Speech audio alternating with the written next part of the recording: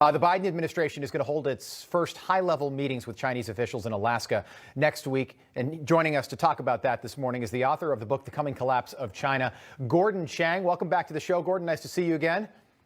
Well, thank you so much, Rob. Secretary of State Antony Blinken and National Security Advisor Jake Sullivan are set to meet with Chinese officials. It's going to happen in Anchorage on March 18th. White House Press Secretary Jen Psaki mentioned this in her briefing yesterday. Take a listen. It was important to us that this administration's first meeting with Chinese officials be held on American soil and occur after we have met and consulted closely with partners and allies in both Asia and Europe. And as you know, a number of those conversations have happened at the presidential level and, of course, at the Secretary of State and National Security Advisor level as well. The meeting is an opportunity to address a wide range of issues, including ones where we have deep disagreements.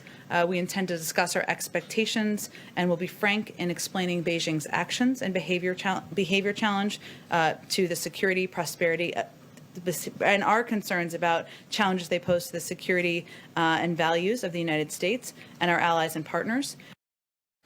Gordon, it sounds like they're really going to take this seriously.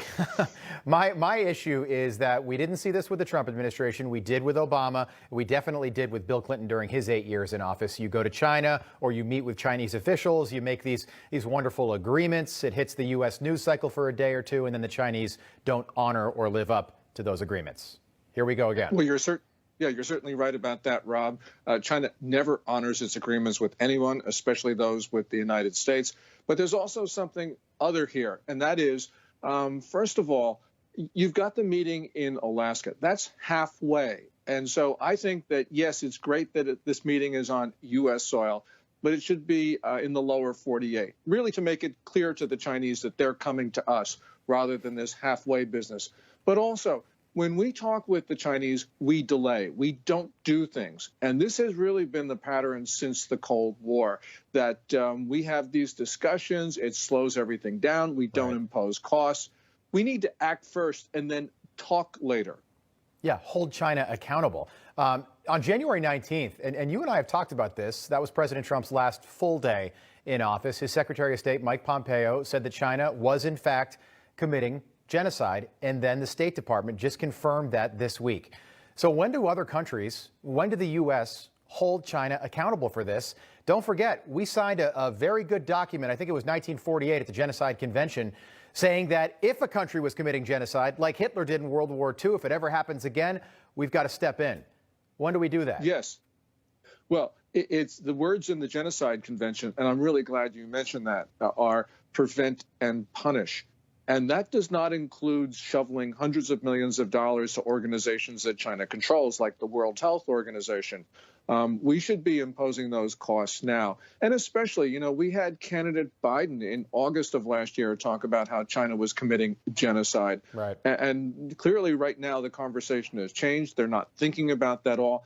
And by the way, the State Department under Biden, yes, it was good on Tuesday that they confirmed the genocide determination of Secretary Pompeo, but they did after hemming and hawing and after delaying. And matter of fact, they did issue a statement that made it appear that they were going to think about the whole issue again before there was this uproar. So this is not a State Department, and it's certainly not an administration that wants to hold China's feet to the fire and to defend the United States. All right, so early February 2022, just over about 11 months from now, we're going to have Olympic Games in Beijing, Winter Olympic Games.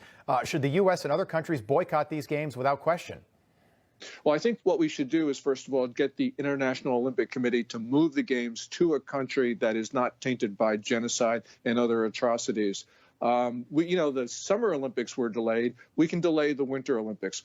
Also, the U.S. should move to ban China's teams from participation. South Africa's teams were banned from participation because of apartheid. What China is doing is worse than that with regard to the Tibetans, the Uyghurs, and the Kazakhs. So I think that we should do both of those things. And if the International Olympic Committee can't move the games, then yes, we must boycott. We have as you point out, the Genocide Convention. We should not be holding games and legitimizing regimes that are engaging in genocide and other barbarous acts.